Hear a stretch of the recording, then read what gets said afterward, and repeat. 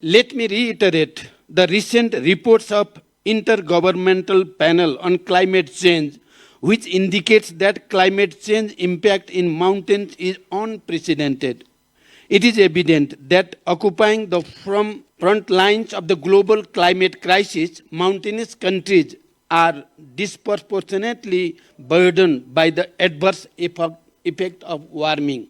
The impact is intensifying. Snow and glacier melt across mountains region, alerting water availability and increasing extremes.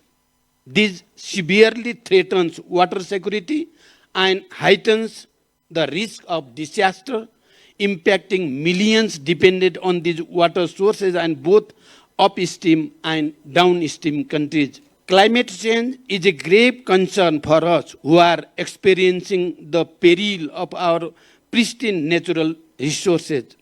The warming rate is disproportionately higher in the mountains than adjoining plains. Projections alert us that the average temperature increase in the mountain will be over 1.8 degrees Celsius by 2050, which we are discussing to limit global temperature to 1.5 degrees Celsius by the end of this century. Glacial lake outbursts, floods are perennial threats in Nepal and other mountainous countries. On current emission pathways, 80% of glacier current volume will be gone by the end of this century. Mountain economy is heavily reliant on climate sensitive sector like agriculture, tourism, hydropower, and physical infrastructure, and mountain communities and ecosystem have worst climate impacts. Climate-induced disaster and other impacts are severely affecting mountains' livelihood, resulting degradation of resources, declining production and productivity, and a displacement of people, their culture, their heritage, knowledge, and their practice. Climate change is differentially impacting to those poor, women, indigenous, and disadvantaged communities who primarily depend upon weather-based livelihood, have limited information, resources, and capacity to cope with the changes. Distinguished participants, I firmly believe that a unified mountain voice is urgently needed to address the growing concern about the effect of climate change on mountain communities and the ecosystem service they provide. The urgency of limiting warming to 1.5 degrees Celsius must be complemented by a focus on regional and global cooperation to enhance mountain people well-being, boost ecosystem diversity, stability, sustainability, and identify sustainable development options that consider local requirements. I have strongly highlighted these issues in all national and global forums, including 78th United Nations General Assembly and the Climate Ambition Summit. Nepal is also championing this agenda in different international forums as the chair of the group of LDCs.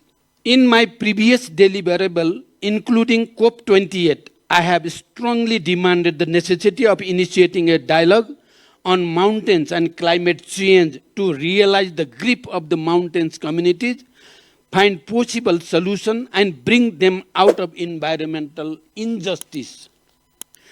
As a result of this conscious and systematic effort, COP28 outcomes recognize mountains ecosystem as critical importance for integrated response and agreed to hold an expert dialogue on mountains and climate change at the 60th session of the UNFCCC, subsidiary body for implementation and subsidiary body for scientific and technological advice, which is scheduled to take place next month. We have a long way to go in terms of forging global consensus and support in advancing the mountain agenda and finding sustainable solutions for mountains and beyond.